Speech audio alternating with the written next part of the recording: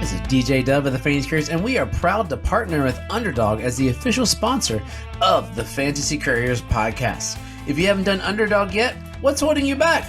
Take a chance, jump on. This is draft season, and Underdogs has many best ball drafts that you can join in on. So during the offseason, go to Underdog, join a best ball draft. Keep an eye out. There might even be some Fantasy Couriers best ball drafts coming up. And during the season, great pick'em contests that are live now for in-season play. Go to UnderdogFantasy.com or download the app. Use the promo code Couriers, and you will get your deposit matched up to $100. Let me say that again. Deposit matched up to $100. So what's holding you back? Jump onto Underdog, have a blast, enjoy, and let's get ready for the show.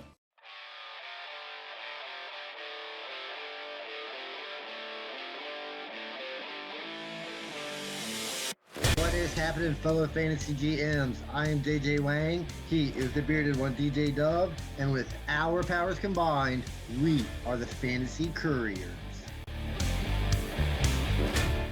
Welcome to Courier Show number 2 of the week. It is for the people, as it is always requested. They want to see our rankings, they want to see our tiers, and it is the running back episode. As we jump in, the lesson I learned last week is learn how to count, because I missed some numbers on my list, and it led to us missing some players. That's the good rule of life. Learn how to count. It will come in handy quite a lot of things you learn in life in your early don't really come in handy, but counting is one of those things that you could probably pretty much are going to use every day for the rest of your life.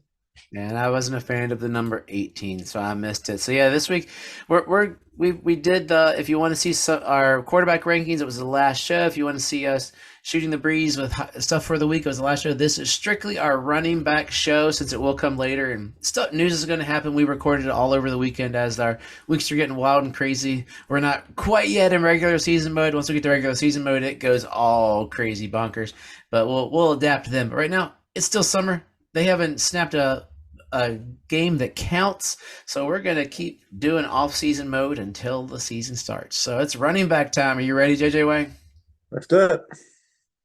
So as with all of ours, I do the rankings because, well, I sort of have them on my Fantasy Pros site, and running backs are the ones that this was an interesting, challenging kind of. I noticed I was more struggling, and these guys I have moved up, down, left, right, BA, select, start a lot of time because I don't know where to put some of these guys. It's a struggle. I mean, what you get with quarterbacks are kind of easy, tight ends are kind of easy because there's just not a lot.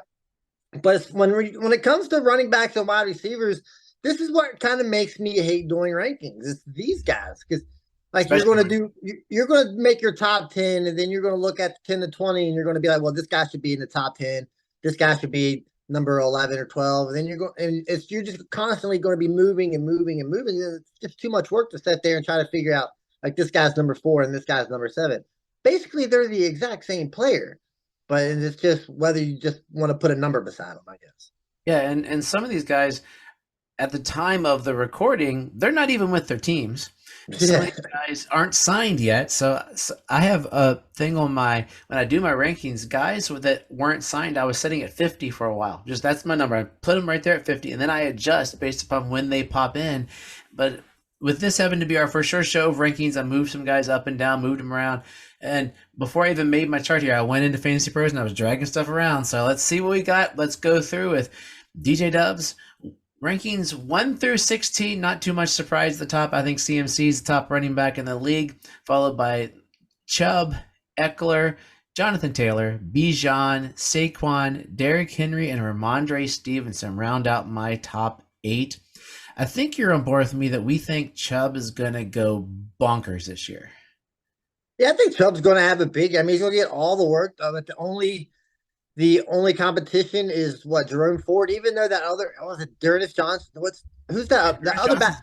Who's I forget the other. I'll pull it up while you're going on. But he looked like he was running out of a rocket in the few highlights that I've seen out of the preseason game, and he looked quick. So he might be the spell back instead of Jerome Ford. So, but Nick Chubb's going to get all the work. He's still the man. This might actually be the year that maybe Nick Chubb can be like that number 1 running. If it's ever going to happen for him, this has to be it. Yeah, I think Nick Chubb is going to explode. Jerome Felton. Yeah, there you go. He looked kind of decent. He's their return specialist guy. That's how he keeps his role in there. Is he's yeah.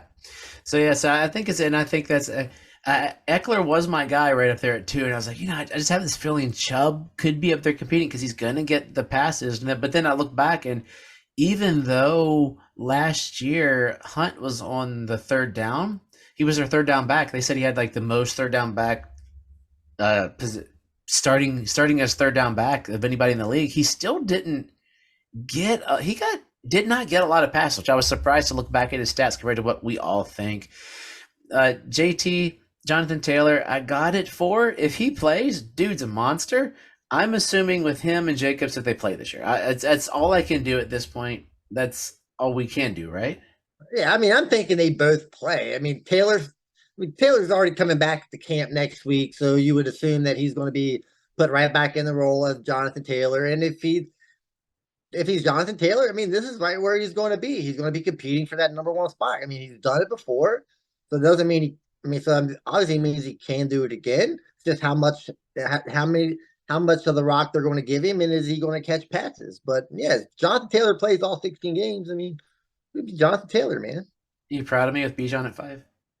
Bijan, I was surprised. Like, we'll see where I put him, but yeah, I mean, I think that's where Bijan should be. Top 10 running backs perform, and why is this going to be any difference? He's on a run first offense that's going to run the ball a lot.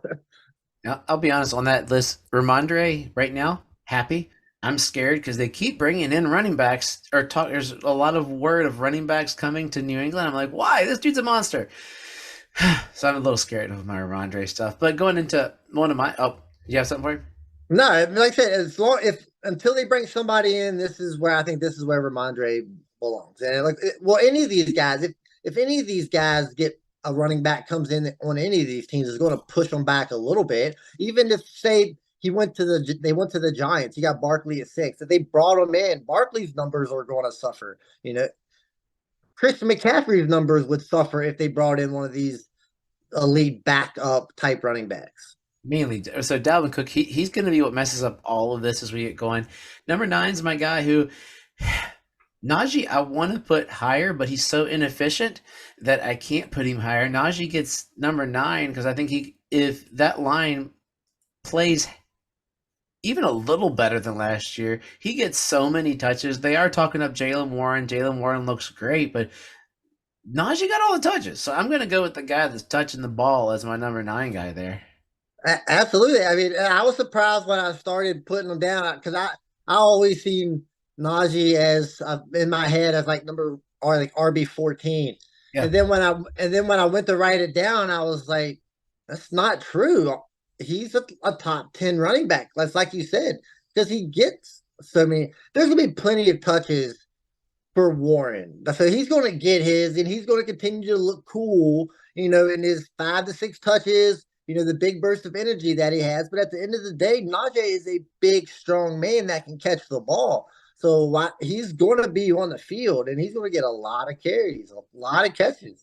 Let's see, rookie year Najee coming back. Then I round out my top 16 with Pollard, Josh Jacobs, Cam Akers, Brees Hall, Joe Mixon, Aaron Jones, and Miles Sanders. I love this section. That's where a lot of my running backs fall. We're both Cam Akers lovers.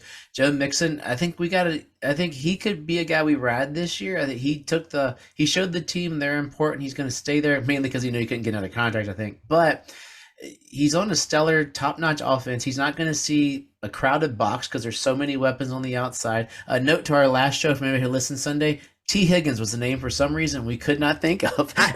I think I did come up with it. I don't know if you can understand. If you listen back to it, I think I did end up coming up with it there at the end. But yeah, I couldn't come up. It took me a second.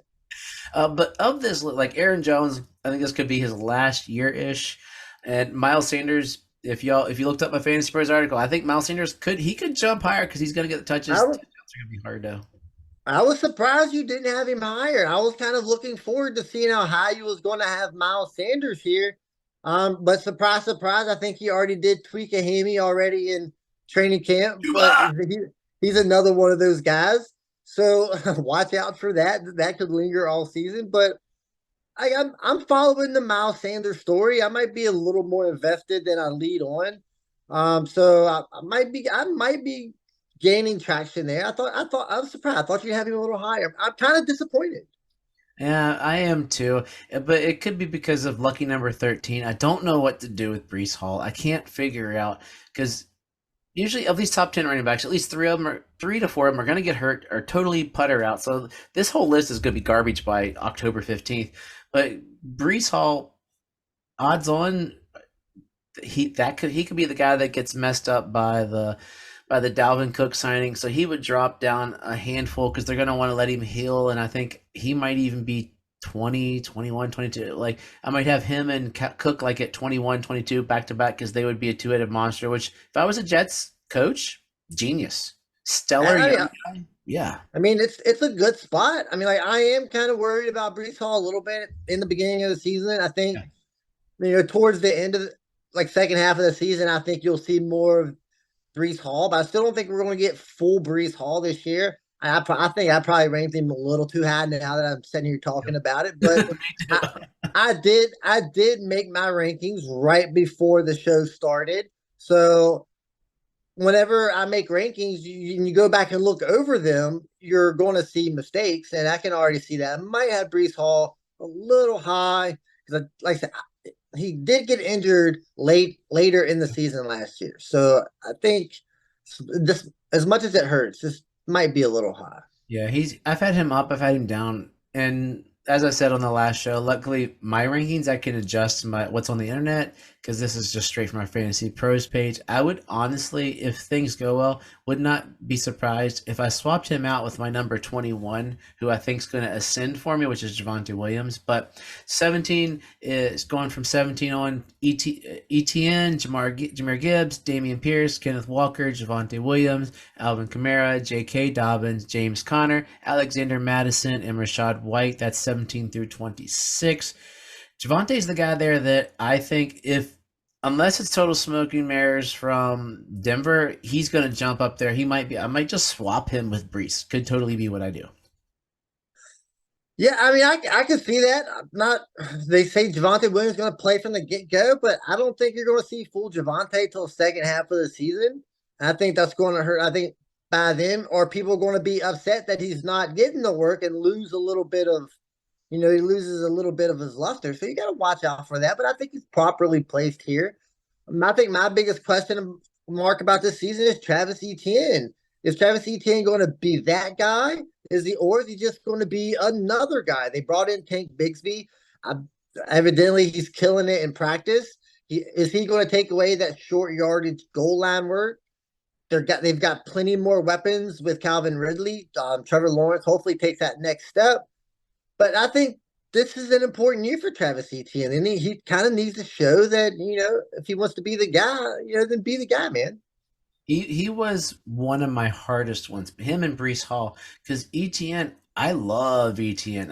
I finally got one share back. I traded away. I've got one ETN share in one of our leagues, and I didn't know where to put him. Like he might move up after a report recently where Doug Peterson was sort of saying that he's gonna let Tank play some and not rush him into playing a lot. So it might give ETN more play than we think ETN's going to get this year. And I Running don't know. running backs aren't eased in. I mean, Tatum Bigsby has. I mean, he has that foundation as a workload type running back, and Travis Etienne has that more of a I'm a weapon feel. So I mean, if they use them like that, unless Travis Etienne catches a whole bunch of passes, Yeah. I think it's going to be tough. But I think this is like I said, I think this is a good spot for him. Then. Let's round up my rankings 17 through 37. Sorry, 27 through 37.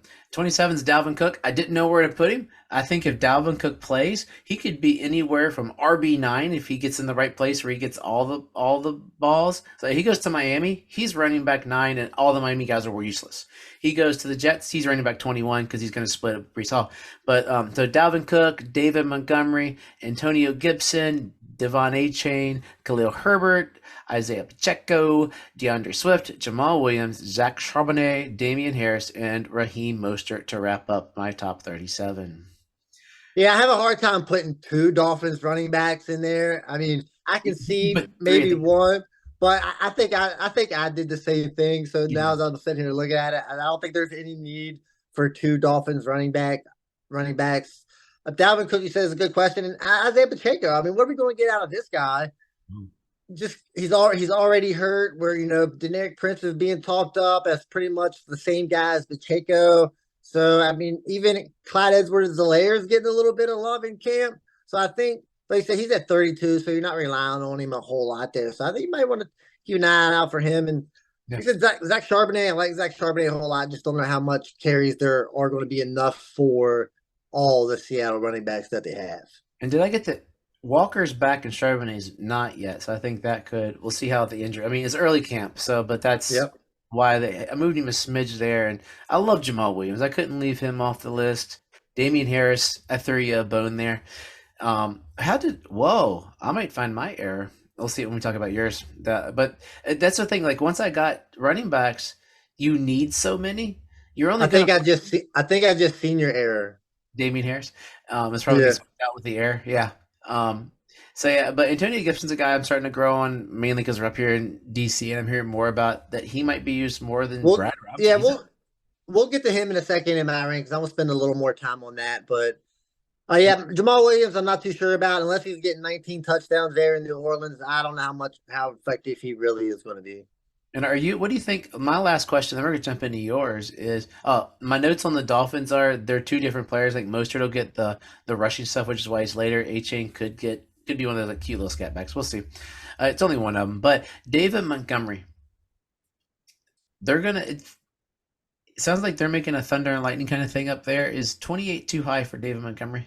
I mean, it's tough. I mean, I'd still rather have David Montgomery than a lot of those guys behind him because I think there's going to be a workload there for him. I think I don't think the offense in Detroit is going to change that much. I think David Montgomery is going to get plenty of opportunities for touchdowns, short yardage situations, and he's been good at that in his career. Yeah, I think it's a perfect spot. When they signed him, I'm like, oh, I kind of like. Then they got Gibbs. I'm like, wait a second, but it's the same idea, but with I think better pedigree of Gibbs and Montgomery than A Chain and Mostert. Like I think the complement of those two, but I think the line I would take the Lions backs. Believe it or not, can you believe that? No, I mean, the same thing as last Detroit's year. my second favorite team. They're my Houston Texans. Okay, let's go to your tiers, man. Let's see what we got here. Yeah, so I'm with tier rankings. I don't like putting numbers beside these guys. I mean, all these, I just put them like where this is how how I like them. And in my tier one, of course, McCaffrey, Chubb, Eckler. I put Derrick Henry here. I can't believe the Derrick still getting disrespected. Even after coming off the injury, he still killed it. He was still Derrick Henry. I waited so long to jump on the Derrick Henry train. I probably not jumping off at this point because he has not slowed down any. I mean, he still looks like the same guy and he's still going to get the same workload. So I can't see putting Derrick Henry outside of a tier one running back. Like I said, and we talked about all the other ones. Bijan there is a top five. I just like Bijan. Tier two, similar guys, Barkley, Taylor, Harris, Stevenson, Pollard. Pollard's probably the most interesting one. How much of the workload is he going to get?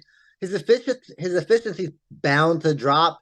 He's not going to continue that, high numbers once he starts getting the bigger workload. So I think you got to watch out for that. I think that this is the guy that might have the biggest hit, might fall the most. Like I love Harris. Like I said, I was a lot higher on him than I thought it would be. And then tier three, I got Jacobs. Just because I don't know where he's going to be. If I knew he was going to play, he would definitely be at the probably the top of tier two, just because he always is. I put Travis Etienne here, that 14, 15, 16 spot, just because I'm interested in seeing which direction he goes. Can he take that next step? Because I think he has the playmaking ability to be like that tier one type of guy if he can just handle that kind of workload. Yeah, I was all excited seeing your Derrick Henry there. Is Derrick Henry the best, strongest, best running back since Adrian Peterson of that kind of mold? I mean, I think Derrick Henry could be the strongest, meanest looking running back of all times. Since Jim Brown? If yes, Jim Brown and Derrick Henry are pretty much literally the exact same player, right? I mean, Derrick Henry is our Jim Brown. How can you look at it and go back if you watch the Jim Brown highlights, then go watch Derrick Henry highlights? You're like, wow, this is the same guy, right?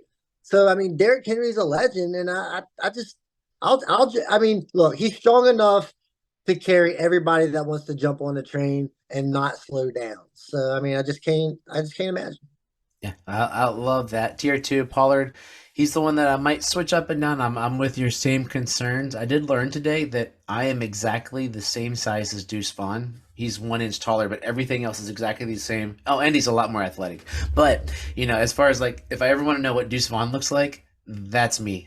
Like we are. It's kind of crazy. They said this. I was like, whoa, that's my weight and almost my height by an inch. Good grief. I love your Pierce take there, putting him in tier three. I think a lot of things that you're not hearing his name right now. When we should, is CJ Stroud holding back the thought of him having a good year? I mean, I don't know if it's CJ Stroud. I mean, because I mean, CJ Stroud now is probably better than Davis Mills last year, and Damian Pierce was able to do this with Davis Mills. But my problem is, are we going to get Damian Pierce first half of the season, or are we going to get Damian Pierce second half of the season? Right? Because it was two different Damian Pierces. Like I said, he's a running back. He's going to have to be able to work through these injuries. If not, it's going to be a tough year for him. But I think I think he's going to get a lot of work. I mean, Singletary is there to spell him a little bit, but it is Devin Singletary. I think they really like Pierce. They're going to run the ball a lot because of the young quarterback, and if he can handle the workload, he's going to get all they can put on him.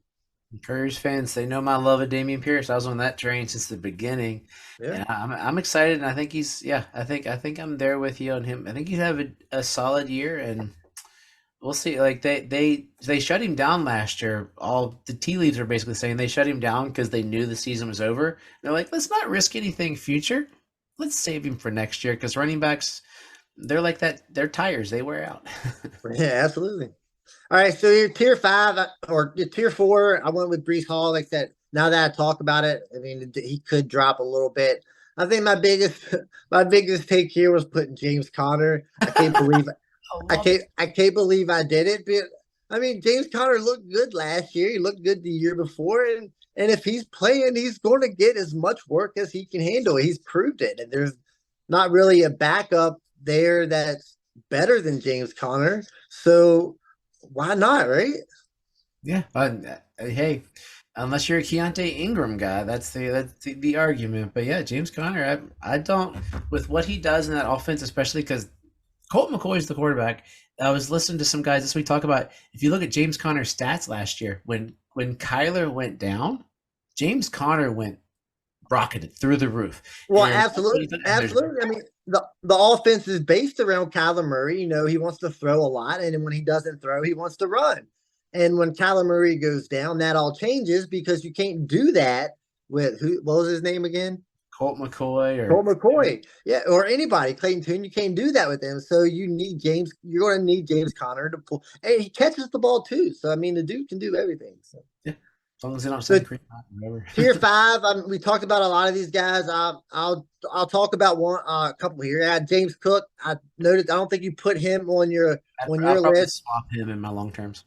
Yeah, so I still don't know what to expect from him. Damian Harris is probably going to steal a lot of the early down work. He's got to catch a lot of balls for it to be a success. And I was a little upset you didn't put Rashad Penny on your list. I know he gets injured all the You know, time, but I love Rashad. I'm trying to pull up where I got those guys on my master list. That's what I'm pull up. so I'm not looking at injuries. I'm looking at if they play. And I think Rashad Penny, if he plays, I mean he's going to be productive.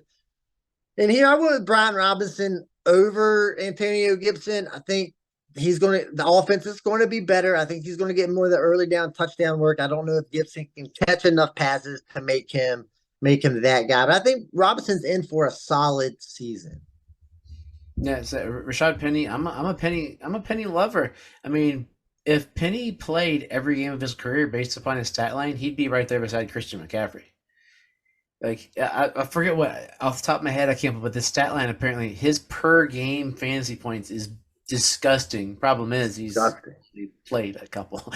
Yeah, he only played like 3 games. It's kind of skewed. The numbers are kind of skewed a little bit, but when he's efficient when he plays. Yeah, it's super. And I love that we got to this level because I say the first page we pretty much agreed on. The only one that made me sad, a couple made me sad. One that made me sad on this page is that, and he's in your picture there because I knew you're a Cam Akers guy. What keeps him out of tier three?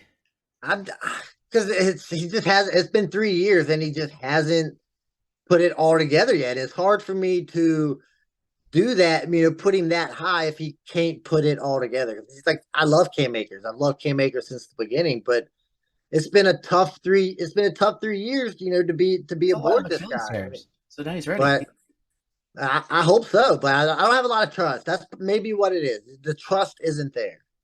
I say, yeah, I think I have I think our commanders or whatever their future name going to be might have them backwards. I don't, something, Brian Robinson just seems like, I like Brian Robinson, but it seems like they might see him as a guy that Oh they'll yeah, have getting some touches, and they want to see what they can get out of Gibson. It's just a feeling that I'm getting from here, so that's why I'd have those guys flipped for that reason. either way is fine with me. I like both of these guys. And here in tier six, two guys I want to point. I put Swift and Dobbins here. I'd like to say it's the Cam Akers thing. They just haven't put it all together. I just can't trust these guys. Dobbins last year looked good in flashes, but who knows what's going on there? He's still got a contract. He wants a new contract, even though he's never really performed that much in the NFL. I mean, that's a tough situation. Swift to the Eagles. I like Penny better, but I know the offense is great, but there's just so many weapons there. It's hard for me to truly, truly trust either one of those. I mean, the Eagles have five starting running backs, so what can you do? In case anybody missed that, they for the first preseason game they listed all five running backs as their starting running back, just to just to mess with us a little bit, have fun with us, and like yeah, I don't even know what to make of that backfield in the offseason. I picked up Kenneth Gainwell back in February, going, hey, the coaching staff likes him. He's not going to ever be like a Derrick Henry workhorse, but in fantasy, if they can get a scat back out of there, we had years of what's his name the little guy out of San Diego But isn't DeAndre Swift that guy? but he wasn't there yet. That's what I mean. So I got him before. Then they throw in DeAndre Swift. So you got DeAndre Swift's like a bigger version of Gainwell, right? Yeah, yeah. And So so they've got two. They've got two of those guys who are the same. They got Rashad Penny, who realistically, if he's healthy, dump the other guys. They got Boston Scott, who they keep playing for some odd reason because they just they like like to him. bomb through. And right now, off the top of my head, who's the fifth guy? Corey. No, I don't even know who the fifth guy is. I'm not sure. I have no idea. But there's a fifth guy that I can't even think of right now. It's like, man, there's guys all over the place, and yeah, it's uh, Yes. it, So yeah. here on tier seven, I'm not really sure why I put any of these guys down. I put the Dolphins backfield, A-Chain or Mercer. One of those guys has to be somewhat decent. And then the other thing that I was worried about or thinking about was the Chicago Bears backfield. I mean, I think they're going to run the ball a lot. You're not going to ask Justin Fields to drop back, 40 times a game, 50 times a game. So they're going to run the ball a lot. Is it going to be Khalil Herbert? I hope so. I got him up at tier five. But I also like Rashawn Johnson. Foreman looked good last year. So, I mean, it's going to be a three-headed monster, four-headed monster when you throw in Fields. So I don't think any of those guys are going to be really that, strong as far as fantasy goes. And the other one I want to throw in there is Pierre Strong. If New England doesn't bring in another running back, I think there is a place for Pierre Strong to, play that second down back that New England likes to use. He can receive the ball pretty well. Has some flashes last year. I think it's a strong spot for him. But so yeah, I mean, in tier seven, really, they're like the waiver guys or fanboy guys, and you're gonna gamble. Like some people might even throw in like Jeff Wilson there because you don't know which one. So tier seven is like pick your poison. I heard a guy going about Jeff Wilson today. I like Foreman. I mean, he looked great on a Carolina team that was pretty terrible. Roshan, we're all high on. We like his ability, but then again, he was behind the best running back in college football in the last 300 years, apparently. So it's, Evidently. yeah. So and I'm on you with Pierre. Question for you. Jumping to tier six as we wrap up here. AJ Dillon, does he ever Not be go doing? ahead. Does he, or is he just a jag? Is he jag? I think he's just a I think he's just a guy, but like I said, who knows how that offense is going to work? I mean, how much are they going to throw the ball? How much are they going to run the ball? And I'm thinking they're just going to run the ball more than they have in the past. So we got Aaron Jones. He's a little higher on our list. Tier 3 running backs. I think he's going to get a lot of work, but I think there's going to be enough work for AJ Dillon to be involved most weeks in fantasy. I mean, it's not going to be great. You're going to be worried about it sometimes, but I think there's enough work there to be involved. The most important question for you is where's Zeke? I had a hard time putting Dalvin Cook on there, but and I don't even know about Zeke, man. Who evidently he might come back to Dallas. Feel bad for Tony Pollard if that happens, but who knows?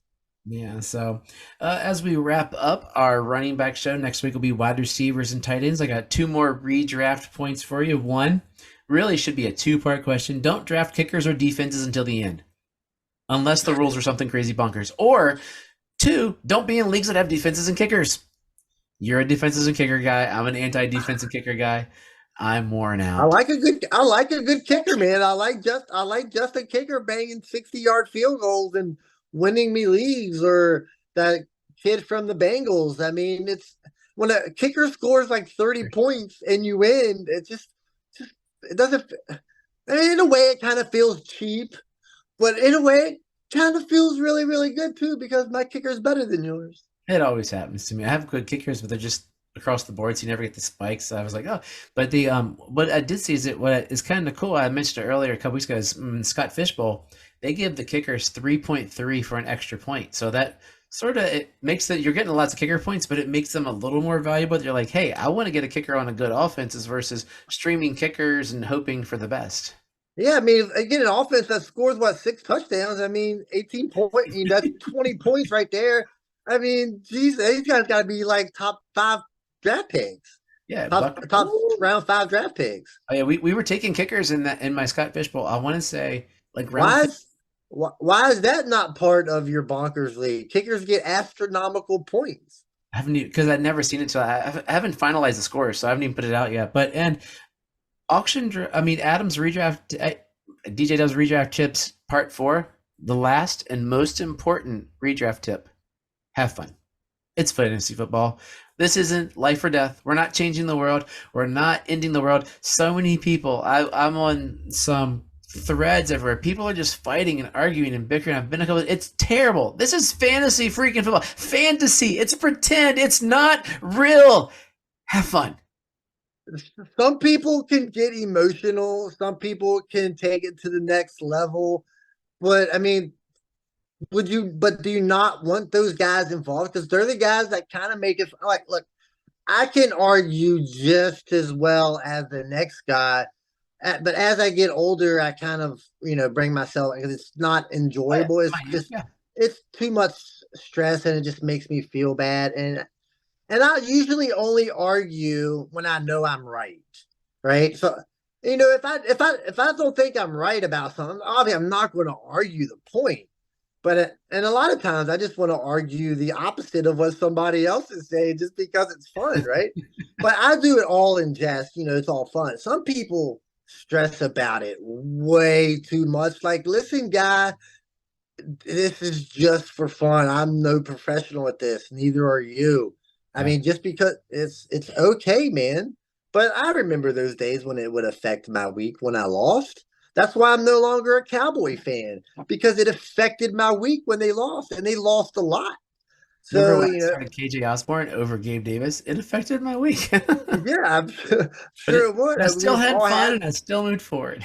yeah, but hopefully you learn to be take that in a positive direction rather than take that in a negative direction. Yeah. If you take it in a negative direction, fantasy is going to stop being fun for you.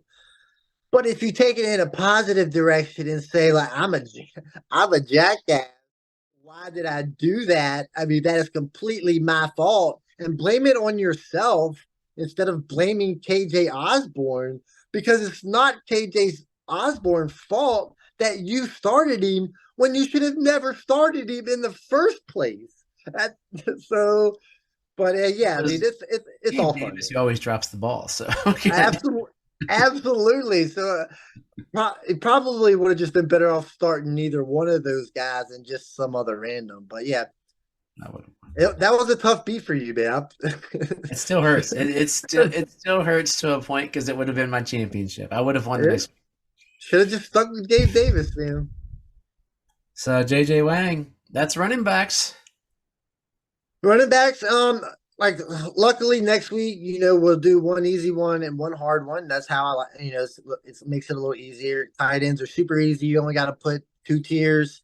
Kelsey, everybody else. Kelsey and Kind of, everybody else. yeah, it's kind of how it goes. But I think I'm looking forward to seeing where we put Kyle Pitts. I mean, I think you're probably going to be a little lower on him than I will. Receivers, I've been thinking about it. I think I've Yes. already got like a few biased picks that may shock the world. I don't know if it's going to shock. That might have been a little drastic. I don't know if it's shocking the world here, but I could see me making some adjustments that might ruffle some feathers. So that might be my goal. I might ruffle some feathers next week. Oh, nice, nice. But Okay. So as always, as always, trust the self and trust the process. 2 shows a week, man. That's how we roll.